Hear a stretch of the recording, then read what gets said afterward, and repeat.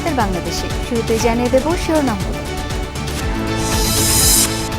Group champion হওয়ার টার্গেটে ভোরে স্কটল্যান্ডের বিপক্ষে মাঠে নামছে ব্রাজিল। দীর্ঘদিন পর ফিরছেন নেইমার। মেসির জন্মদিনে ঢাকায় ফ্ল্যাশ মব উপভোগ করল আর্জেন্টিনার প্রতিনিধি দল।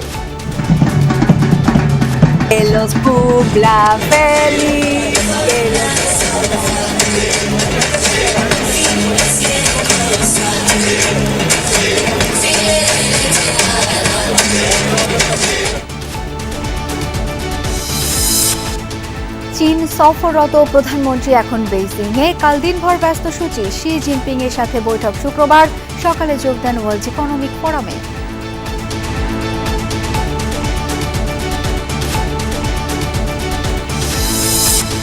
নওগাঁ সাপাহার সীমান্তে বিজিবির বাধায় বিএসএফ এর পৌঁছিন চেষ্টা ব্যর্থ। শূন্যরেখায় নারী শিশু সহ 9 জন। অনুপ্রবেশ সন্দেহে দিনাজপুরে আটক 4। বৈশ্বিক সংকট মোকাবেলায় আমদানি রপ্তানি নিয়ে বিশেষ প্রস্তুতি আছে সরকারের। সংসদে জানালেন অর্থমন্ত্রী। মুদি দোকানও আসবে করের আওতায়।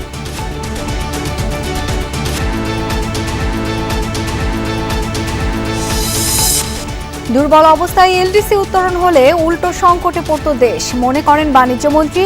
জ্বালানি নিশ্চয়তা সহ ব্যবসা শুরুর সময় নামিয়ে আনতে চান 14 দিনে। উত্তোলন পূর্ববর্তী থ্রেশহোল্ডের মধ্যে ফেরত আসতে পারি যদি আমাদের উত্তোলনটা সাস্টেনেবল না হয়। মধ্যমায় গেলাম কিন্তু ওইখানে গিয়ে স্ট্যাগনেন্ট হয়ে গেলাম, আমাদের আর উত্তোলন ঘটল না।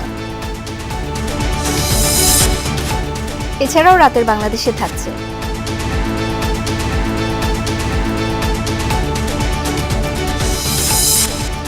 আগামী সপ্তাহে আবার ইরান যুক্তরাষ্ট্র আলোচনা। ইসলামাবাদ সমঝোতা মার্কিন পরাজয়ের স্মারক, দাবি গালিবাফের। হরমুজে টোল মেনে নেবে না ওয়াশিংটন।